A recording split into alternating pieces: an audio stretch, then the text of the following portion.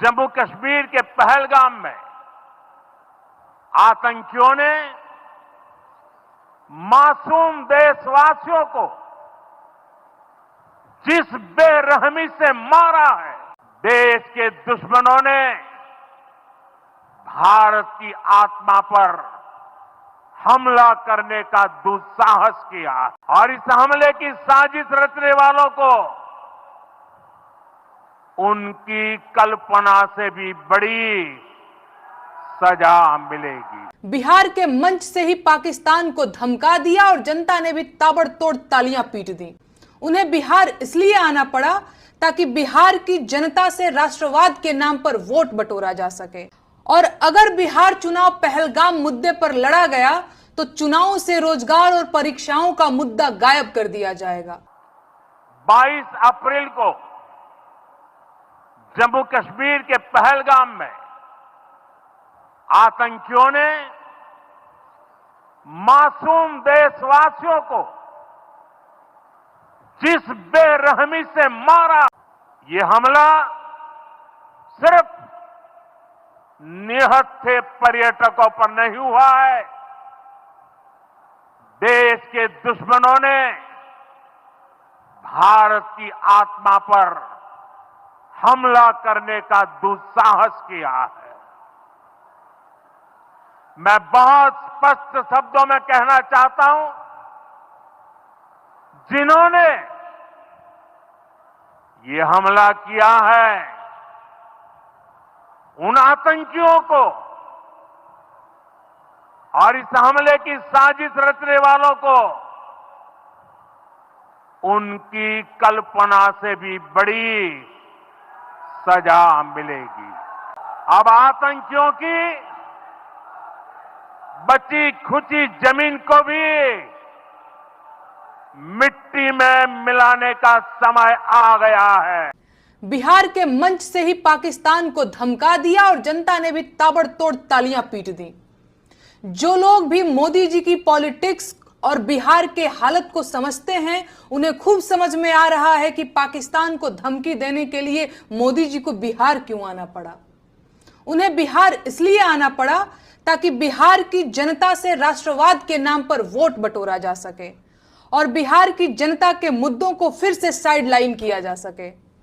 अब मोदी जी और उनके साथ वालों को काम के नाम पर तो वोट मिलना नहीं है, क्योंकि काम कुछ हुआ ही नहीं है और भ्रष्टाचार इतना हुआ है कि ईमानदारी से चुनाव हो तो बहुतों की जमानत जब्त हो जाए। बिहार चुनाव में उन्हें या तो हिंदू मुसलमान के नाम पर वोट मिल सकता है या भारत पाकिस्तान के नाम पर, तीसरा कोई रास्ता नहीं है और ये लोग बाकी दोनों रास्ते अख्तियार करें।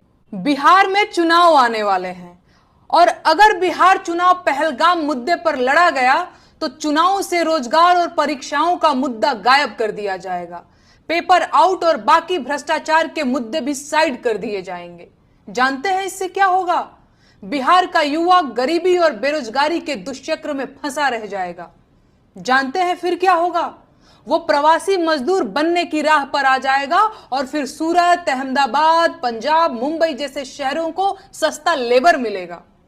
अगर बिहार का युवा देश भर में मजदूर बना फिर रहा है तो ये ऐसे ही नहीं हो गया है। एक पूरा का पूरा सिस्टम, एक दुष्चक्र तैयार किया गया है कि बिहार का युवा गरीबी और बेरोजगारी में इस कदर उलझा रह जाए कि मजदूरी ही उसे अपना भविष्य नजर आने लगे।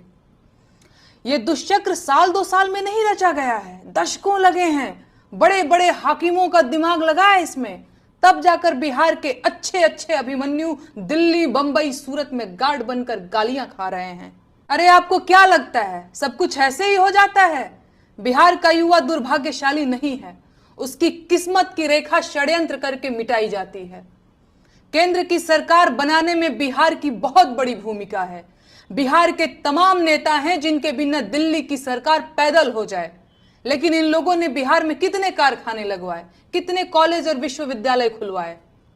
अरे न खुलवाए हैं न खुलवाएंगे, क्योंकि अगर ऐसा हो गया तो सूरत और अहमदाबाद को सस्ते मजदूर कहां से मिलेंगे? आपने जिनको चुनकर संसद भेजा है उन्हें दिल्ली वालों की चापलूसी में मजा आने लगा है।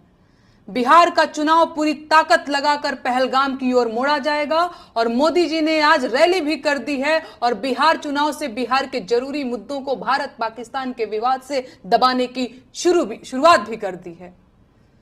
आपको सतर्क रहना है, अपने मुद्दे को उठाते रहना है और इस बार मूर्ख नहीं बनना है।